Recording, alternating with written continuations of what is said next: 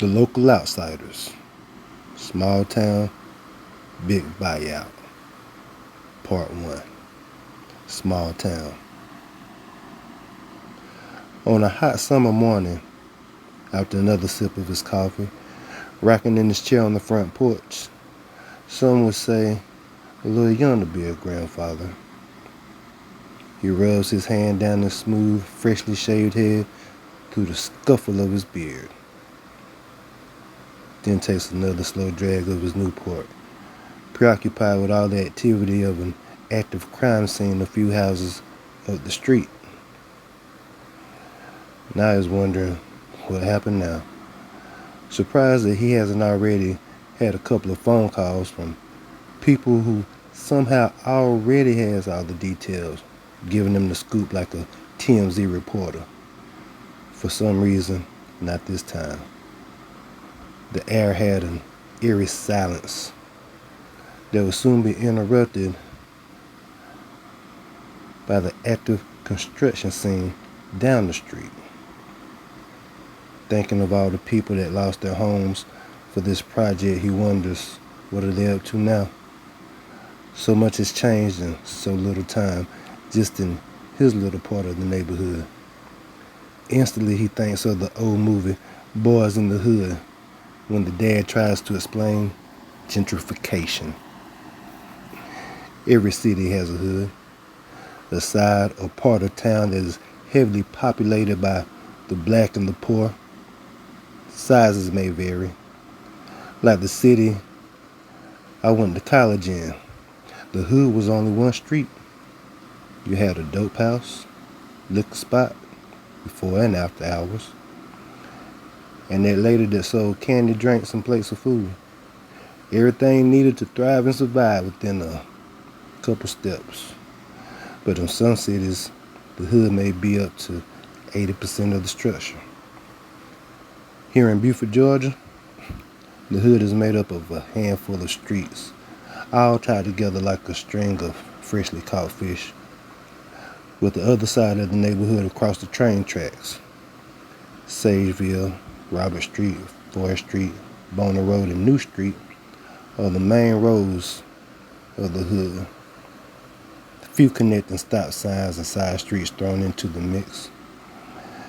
This is known as Cross Town, abbreviated by outsiders, not fully understanding the locals were saying across town, like, let's go across town and get a beer and a shot. Across the tracks, you have streets that make up the den and the zone.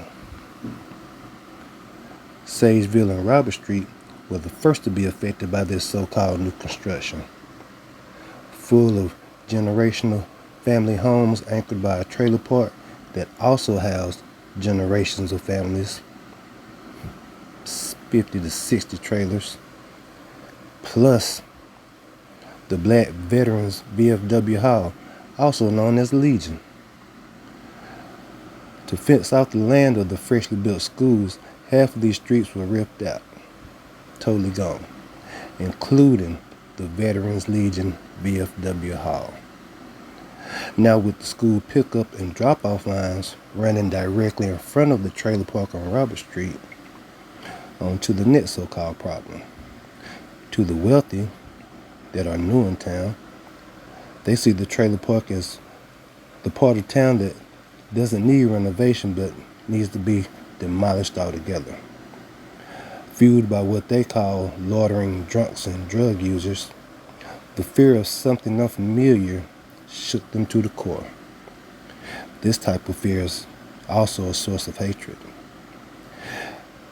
This is what made them blind to the fact that the drug user they saw was just a grandmother, walking slow with a bad limp, due to the sores on her feet and legs from diabetes, literally eating her inside out.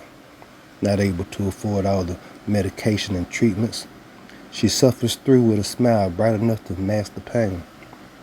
The drunks that were spoken of are just men looking for odd jobs, due to never being accepted by the workforce for normal labor because they only have a GED and not a high school diploma. A lot of times these school pickup and drop-off lines will block the only entrance to the trailer park, with people unable to leave for work or get back to their homes. People forming these lines would roll up their windows, lock doors, look straight ahead, not even acknowledging the people in the conflict they're causing, let alone the effect it's having on their lives, as if they're worried for their safety. But just like you, these are everyday people just trying to do everything chores. Normally formed an hour and a half early by bored housewives, these pickup and drop-off lines would eventually win the war. After a few weeks of the school being open, residents of the trailer park were given a 30-day notice to evacuate. No help or assistance to relocate, nor a reason why.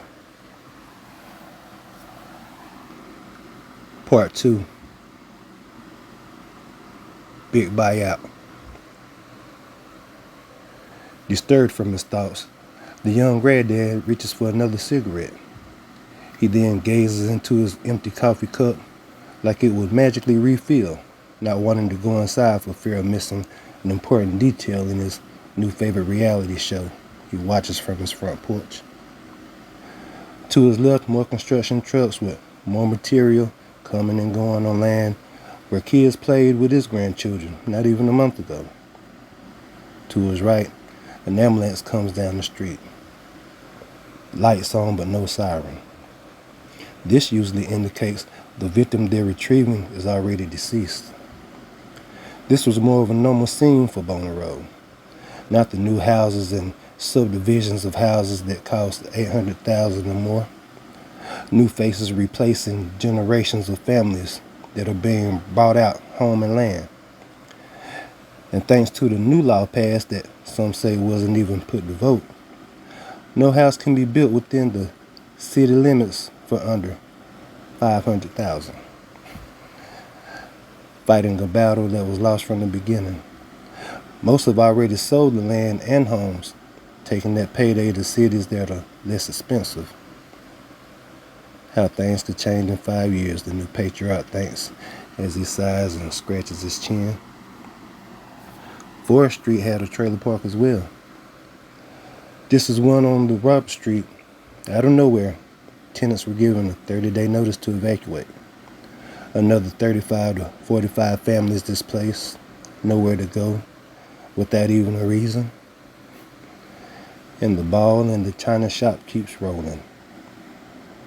This end of Forest Street, Boner Road and New Street, is the end by Buford Highway and sits directly across from the new high school. After the Forest Street trailer park came the housing projects that started next door. Another 140 to 150 units of housing built to aid and assist the less wealthy, given 30 days to evacuate before demolition begins. Another 15 houses and a church were either brought out or forced out at the same time as well. This was all part of the new construction land that the grandfather and everyone else in the hood was preoccupied with. What could they have to build that was more important than those people having their homes for their family? Everyone was curious. Finally, once all the land was cleared and leveled, it was revealed that this property would be the new football stadium to match the new high school. This city is known for its championship football tradition, and most recently for the talent it showcases on Saturdays as well as Sundays. Granddad now, like he often does, has gotten lost in memories of his old glory days. Football was a rite of passage for a boy and even a couple of girls here. From the time you can run, you are bred to be the next. From Pee-wee to youth league, all the camps, whatever you need to be great when it's your turn under the Friday night lights, right at your fingertips. Like the tradition itself, it blossomed from homegrown kids and talent. generation after generation of families embedded into the foundation of this town that goes back well beyond the days of segregation. You could also see a kid's name on the field and remember his dad, uncles, brothers, cousins, all playing before him. Unfortunately, just like 60 to 65% of the generational families of the neighborhood are gone, so are these homegrown traditions. These days, our kids are transferring out of the school system, engraving new traditions at schools that are accepted. Unlike the 3, 4, and 5-star recruits that transfer in just in the nick of time for their junior and senior year. Trying to focus again. He spots a familiar face riding down the street his way. "Hey, cuzzo," he calls out with the wave of his arm, asking them to stop by. "What's up, Unc? You good?" the young man asks. "Yeah, just watching the show, wondering why they got the block looking like a SWAT standoff gone wrong." "Oh, that's just another old deal on that fentanyl, Unc. I think it was last night at the dope house, but they didn't find the body this morning. I don't think they ever gonna learn." "Hey, did you find out what they're building down the bottom of the hill?" he asked with a wide-eyed curiosity. The young third-generation father took a slow drag from his Newport, as if conflicted on if he should tell him, since he was still reserving judgment on his approval and disapproval himself upon getting more facts. Of course, the consensus was that could have been a better way, which, as with all things, could be true. "It's gonna be the stadium, youngster. How many rings you got?" he asked with a huge smile to quickly divert any negative attention. "Shoot, Unc, I got 3. We lost our freshman year, but won state the next 3 years straight. I remember being a little sneaking into your games, watching you run that quarterback like Mike Vick before Mike Vick," as they both laughed. "That's why I wore your number. A reminder to myself what I had to try to live up to." "Get out of here. Serious business," the granddad explained with a joyous grin. "You're making an old man feel proud that morning. I needed that. The only thing old about you is your soul. I'm running late, though. I'll catch up with you later. Stay safe, Unc." "You too, youngster." Part 3. It's official. Finally, EMTs are rolling out a body. But instead of the gurney, the curious grandfather is looking into the crowd. The ones most emotional will give you a clue to who the victim is, thought to himself. He always thought that he could have been an FBI agent from his credible attention to detail. And just like clockwork, in a perfectly placed commercial in your favorite TV show, his phone starts to ring. "Just when it's getting good," he says out loud, still joking to himself that he's watching a real reality show. It's his daughter calling, and the emotion in her voice had him on immediate alert, not knowing what she's going to say next. She tells him that she was just told that his grandson will be going to a new school 30 minutes away starting today. No warning, no asking or suggesting, no opinion or input into the decision. She had his first IEP meeting this morning and walked into a room full of transfer papers, already signed and set up with the other school. Like a number of kids today, his grandson is on the autism spectrum. The academy and elementary school had programs and rooms in place that were sensory sensitive, along with a staff of teachers and parapros who were trained, qualified, and knowledgeable on how to best help and teach kids that learn differently from the status quo. His grandson was loved by all his teachers and peers, labeled as a quiet, respectable young man. But now, in less than a month, this new school has him labeled as a troublemaker.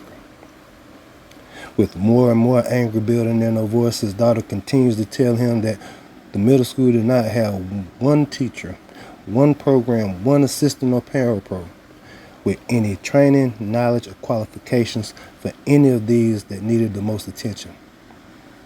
Instead, they placed a part-time assistant football coach as his grandson's advisor. This advisor would be with him all day, every class. Promising to never leave his side, the advisor was nowhere to be found days and weeks at a time, serving absolutely no purpose or assistance. With teachers not trained and not having patience or compassion on how differently these kids think and respond, they immediately and conveniently brushed them off as being troublemakers and sent them all to other schools. Each word from his daughter breaks his heart in a different way. The granddad also starts to grow angry, but also sad. Sad thinking of how all this is making his grandson feel. Maybe if he played football, things would have been different, his daughter said, voice full of rage. Holding on to hope even when there was nothing there but air. The old soul young Paul is finally facing facts that it's official. The place he knows as home is no longer his home. No way in his day would a good kid, homegrown kid, whose mom, dad, aunts, uncles, cousins, grandparents, great-grands, all born and raised, graduated from this school, had to watch one of their own get kicked to the curb. Now he's thinking back a couple years when that high school principal was recorded saying he wished he could line all the niggers up and shoot them one by one. Was this a race thing? Surely not. I mean, they're evil but not stupid, he thinks to himself. That would be too obvious. Or is it just more proof that one of the best school systems in the state of Georgia is one of the worst school systems in the state of Georgia? All being covered up by winning athletics and all the bells and whistles of a really expensive new school. An upscale, white-collar bait and switch. Still listening to his daughter vent angrily, his eyes are still peeled on the crime scene. Once the ambulance pulls away, he sees a familiar face break down, like her life just shattered.